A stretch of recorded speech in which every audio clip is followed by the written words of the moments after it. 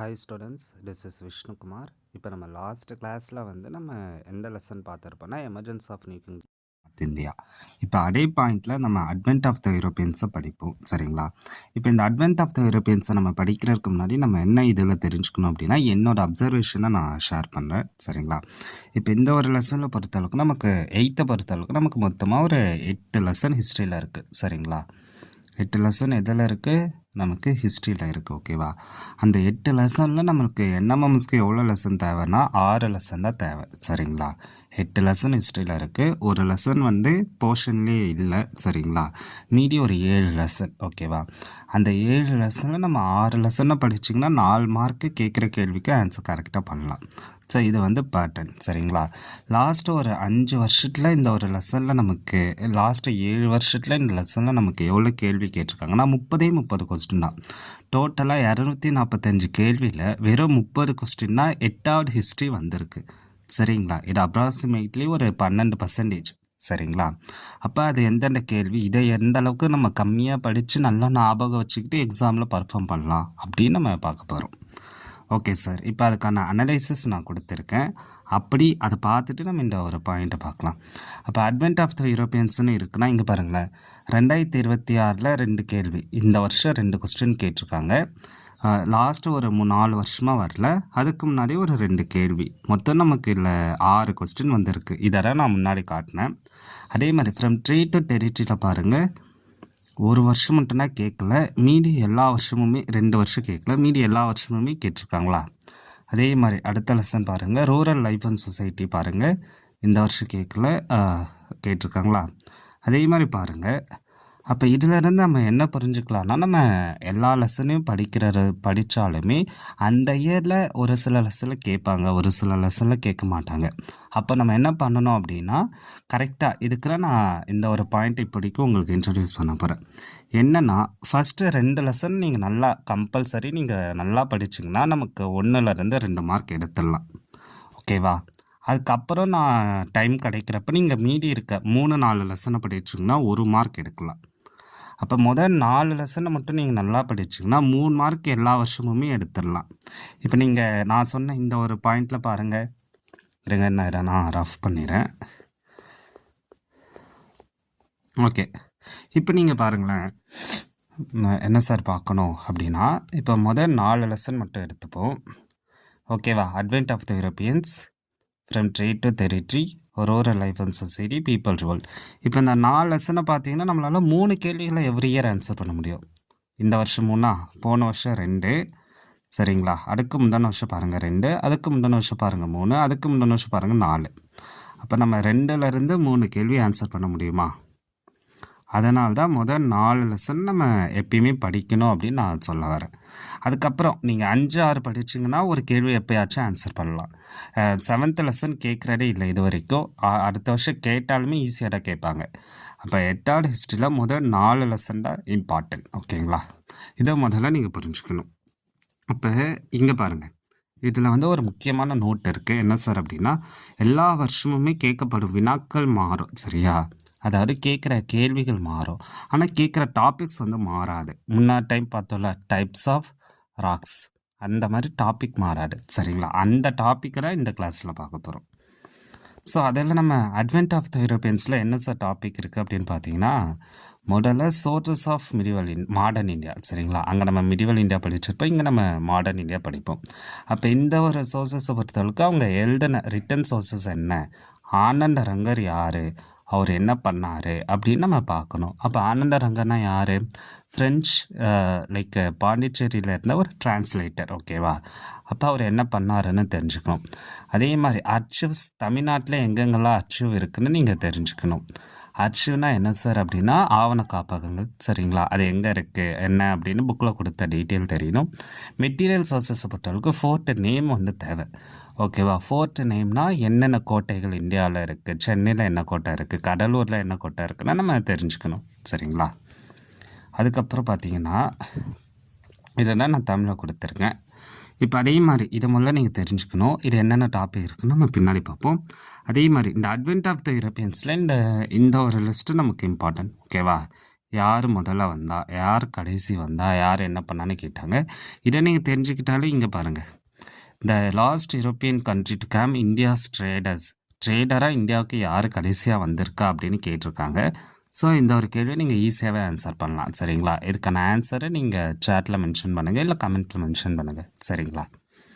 Okay, இதை வச்சுக்கிட்டு நீங்கள் ஆன்சர் பண்ணலாம். அதே மாதிரி இப்போ நம்ம ஒவ்வொரு தலைப்புகள் பார்க்கலாம். ஸோ இந்த லெசனில் வெறும் 6 கேள்வி தான் கேட்டிருக்காங்க. அந்த 6 கேள்வியை வச்சுக்கிட்டு நம்ம மொத்தமாக இந்த ஒரு லெசனை இன்றைக்கி கவர் பண்ண பார்க்கலாம். சரிங்களா? அது முதல் கேள்வியை பாருங்கள். இந்த வருஷம் கேட்ட என்எம்எம்ஸில் என்ன கேட்டிருக்காங்க?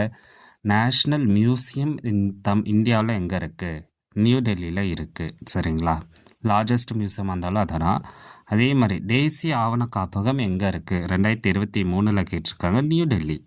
அப்போ நம்ம இந்தியா அளவில் எங்கே இருக்குது, தமிழ்நாடு அளவில் எங்கே இருக்குதுன்னு நம்ம தெரிஞ்சுக்க வேண்டியது இருக்குது. சரிங்களா?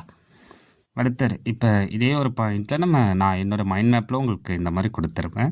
ஃபஸ்ட்டு ரிட்டன் சோர்சஸ், அதாவது நம்ம சோர்சஸ்லேருந்து பார்ப்போம். இப்போ ரிட்டன் சோர்சஸ் வந்து யார் எழுதியிருப்பா அப்படின்னா, முதல்ல வந்து நமக்கு மார்க்கோ போலோட அக்கௌண்ட்டில் இருந்துன்னா யூரோப்பியன்ஸ்க்கு வந்து நம்ம இந்தியாவோட வெல்த்தை பற்றி தெரியுது அவங்களுக்கு. அந்த இதை வச்சு தான் நம்ம இந்தியாவுக்கு அவங்க வராங்க. சரிங்களா? அப்போ மார்க்கோ போலோ என்ன பண்ணியிருப்பார் அப்படின்னா, நம்ம சவுத் இந்தியாவை பற்றி அவர் அதில் எழுதியிருப்பார். இங்கேருந்து நிறைய குதிரைகள் வந்து அரேபிய நாடுகளுக்கு ஏற்றுமதி செய்யப்படுதுன்னு அவர் எழுதியிருப்பார். இது வந்து ஒன்றையில் என்எம்எம்ஸில் கேட்ட கேள்வி. அப்போ இந்த ஒரு பேரை பார்க்குறப்ப நீங்கள் அதை ஞாபகம் வச்சுருக்கணும். சரிங்களா? அப்போ ஆனந்த ரங்கம் யார்? துபாஷ்னா யார்? டிரான்ஸ்லேட்டர். எங்கன்னா பாண்டிச்சேரியில். சரிங்களா? ஃப்ரெஞ்சு ட்ரேடு கூட ஒரு அசிஸ்ட் பண்ணுறதுக்கு அவர் ஒரு டிரான்ஸ்லேட்டராக வச்சுருக்காங்க. அவர் டைரி என்ன அதெல்லாம் நமக்கு தேவையில்லை, இதை மட்டும் நீங்கள் தெரிஞ்சுக்கோங்க. அப்போ அடுத்தது அச்சீவ்ஸ்க்கு வரணும். அச்சீவ்ஸ்னால் என்ன சார் அப்படின்னா ஆவண காப்பகங்கள். அப்போ அந்த ஆவண காப்பகங்கள் எங்கே சார் இருக்குது அப்படின்னா, நேஷ்னல் அச்சீவ்ஸ் வந்து எங்கே இருக்குன்னா நியூ டெல்லியில் இருக்குது. இதர லார்ஜஸ்ட் அச்சீவ்ஸ் இன் ஆசியா. அப்போ அடுத்த வருஷம் என்ன கேட்கலாம்? இந்த ஃபாதர் ஆஃப் நேஷ்னல் அச்சீவ்ஸை கேட்கலாம். அவர் யார்? George William forest. அப்போ இது இம்பார்ட்டன்ட் பாயிண்ட். ஸோ நீங்கள் என்எம்எம்எஸில் கேட்ட கேள்வி என்ன? லார்ஜஸ்ட் அச்சு வந்து எங்கே இருக்குன்னு கேட்டிருந்தாங்க. ஆனால் அதாவது நேஷ்னல் மியூசியம் எங்கே இருக்குன்னு கேட்டிருக்காங்க, நேஷ்னல் அச்சீவ்ஸை எங்கே இருக்குன்னு கேட்டிருக்காங்க. ஏன்னா நம்ம இங்கே கேள்வி பார்த்தோம்ல, தோருக்கா நேஷ்னல் அச்சீவ்ஸ் ஆஃப் இந்தியா 2023.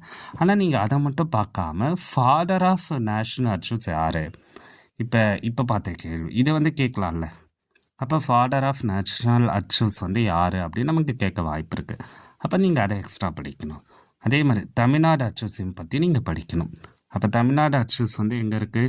சென்னையில் இருக்குது. இது one of the oldest and largest in South India, Southern India. சரிங்களா? இதில் என்ன இருக்குல்லாம் நீங்கள் சும்மா படிச்சுக்கோங்க, பட் இது கேட்க மாட்டாங்க. ஆனால் இந்த point important. First issue of the calendar of Madras records, ஓகேவா, பப்ளிஷ் எப்போ பண்ணியிருக்காங்க? 1917 டாட்வெல் பண்ணியிருக்காரு. இந்த பாயிண்ட் இம்பார்ட்டன்ட். சரிங்களா? ஆன்சர் இம்பார்ட்டன்னா இதை கேட்க வாய்ப்பு இருக்குது. அடுத்தது இப்போ இதை பாருங்கள். லைக் ஆர்பிஐ வந்து ஃபஸ்ட்டு பேப்பர் கரன்சி என்ன இதில் எந்த டினாமினேஷனில் இன்ட்ரடியூஸ் பண்ணியிருக்காங்க அப்படின்னு கேட்டிருந்தாங்க. 5 ரூபி. ஓகேவா? இது எங்கே சார் இருக்குது அப்படின்னா மெட்டீரியல் சோர்சஸில் கொடுத்துருப்பாங்க. இங்கே பாருங்களேன். இப்போ இந்த மெட்டீரியல் சோர்சஸை நீங்கள் படிக்கிறப்ப என்ன பண்ணணும்னா, நான் அந்த கேள்வி எங்கே இருக்குன்னா இங்கே இருக்கா. ரிசர்வ் பேங்க் வந்து 1935 செட் பண்ணியிருக்காங்க. ஃபஸ்ட்டு பேப்பர் கரன்சி ஆர்பிஐ வந்து 1938 ஜனவரியில் இஷ்யூ பண்ணியிருக்காங்க. 5 ரூபா ரூபி. யாரோட ஃபோட்டோவில் இருக்குது அப்படின்னா கிங் ஜார்ஜ் 6 ஃபோட்டோ இருக்குது. அப்போ இந்த ஒரு பாயிண்ட்டை நீங்கள் வந்து மெமரி பண்ணி வச்சுக்கணும். இந்த ஒரு பாயிண்ட்டை மட்டுமா சார்னா இல்லை. இங்கே பாருங்கள், இங்கே தானே நேஷ்னல் மியூசியம் இருக்குது. இது தானே 2026 என்எம்எம்எஸ்க்கான கேள்வி. அப்போ அதோட இயரை ஞாபகம் வச்சுக்கணும். கூட இந்த ஃபோட்டோட பேரெல்லாம் ஞாபகம் வச்சுக்கணும். இந்த 4 ஃபோட்டோட பேரை ஞாபகம் வச்சுக்கணும். சரிங்களா? அப்போ சென்ட் ஃப்ரான்ஸ் சர்ச் வந்து கொச்சினில் இருக்குது. லூயிஸ் ஃபோர்ட் வந்து பாண்டிச்சேரியில் இருக்குது. ஜார்ஜ் ஃபோர்ட் வந்து மெட்ராஸில் இருக்குது. டேவிட் வந்து கடலூரில் இருக்குது. அப்படின்னு இந்த 4 ஃபோர்ட்டை நீங்கள் ஞாபகம் வச்சுக்கணும். கூட இப்போ சொன்ன மாதிரி இந்த ஒரு பாயிண்ட், அதாவது இந்த ஒரு பாயிண்ட் மட்டும், இந்த 3 பாயிண்ட்டை மெட்டீரியல் சோர்சஸில் ஞாபகம் வச்சுக்கணும். அப்போ இந்த ஒரு கேள்வி என்எம்எம்எஸில் வச்ச கேள்வியை வச்சு நம்ம ஒரு 3 பாயிண்ட் இங்கே படிச்சிட்டோமா? அப்போ அடுத்த வருஷம் இந்த 3 பாயிண்ட்லேருந்து எந்த கேள்வி கேட்டாலும் ஆன்சர் பண்ண முடியுமா? அப்படி தான் நம்ம என்எம்எம்எஸ்க்கு படிக்கணும். சரிங்களா?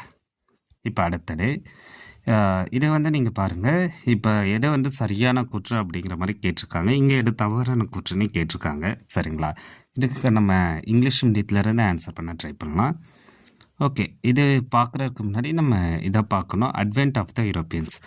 ஸோ இப்போ நான் என்ன பண்ண போகிறேன்னா, இந்த ஒரு வீடியோவை நான் இதோட ஸ்டாப் பண்ணுறேன். ஏன் சார் அப்படின்னா, அட்வென்ட் ஆஃப் த யூரோப்பியன்ஸ் அவங்க யார், அவங்க எதுக்காக வந்தாங்க அப்படிங்கிறத நம்ம அடுத்த வீடியோவில் இன்னும் டிஸ்கஸ் பண்ணலாம். ஏன்னா இதுவே 10 நிமிஷம் போயிருச்சு. சரிங்களா? அப்போ இந்த வீடியோவில் நம்ம இந்த மெட்டீரியல் சோர்ஸஸை மட்டும் பார்த்துருப்போம். அப்போ இந்த மெட்டீரியல் சோர்ஸஸ் வந்து எவ்வளோ இம்பார்ட்டன்ட் இருக்குது அப்படின்னு தெரிஞ்சதா? அப்போ இதை தெரிஞ்சுன்னா நீங்கள் என்ன பண்ணணும், 2 கேள்வியை வச்சு நான் ஒரு 10 நிமிஷம் எக்ஸ்ப்ளனேஷன் கொடுத்து அந்த டாப்பிக்கை நான் கம்ப்ளீட் பண்ணிட்டேன். கரெக்டாக? அப்போ நீங்கள் இந்த மாதிரி ஒவ்வொரு டாப்பிக்குமே நீங்கள் படிக்கணும். படிச்சுட்டே தான் வந்து நீங்கள் நோட்ஸ் எடுக்கணும். ஸோ இதே பிடிஎஃப்ல லாஸ்ட்டே நான் என்னோடய நோட்ஸுமே நான் ஆட் பண்ணியிருக்கேன். இங்கே பாருங்கள், ரிட்டன் சோர்ஸஸ் இருக்கா, அச்சீவ்ஸ் இருக்கா, தமிழ்நாடு அச்சீவ்ஸ் இருக்கா, மெட்டீரியல் சோர்ஸஸ். அப்போ இந்த ஒரு பக்கத்தை படிச்சிங்கன்னா 2 கேள்விகள் என்எம்எம்ஸில் இது வரைக்கும் நீங்கள் ஆன்சர் பண்ணியிருக்கலாம். சரிங்களா? அப்போ மீதி இருக்கிறத நம்ம அடுத்த டாப்பிக்கில் பார்க்கலாம். Thank you students. டவுட் இருந்தால் கேளுங்க.